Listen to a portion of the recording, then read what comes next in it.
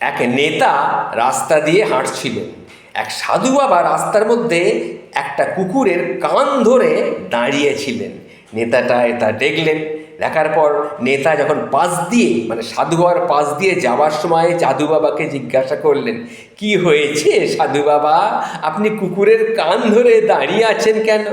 তখন সাধু বাবা বলল, এই কুকুরের কান ধরে যা চাওয়া যায় তার মনোবাসনা সকল পূর্ণ হয়। তখন নেতা তাকে বলল, তাই নাকি সাধু বাবা, তাহলে আমাকে একবার ধরতে দাও সাধু বাবা।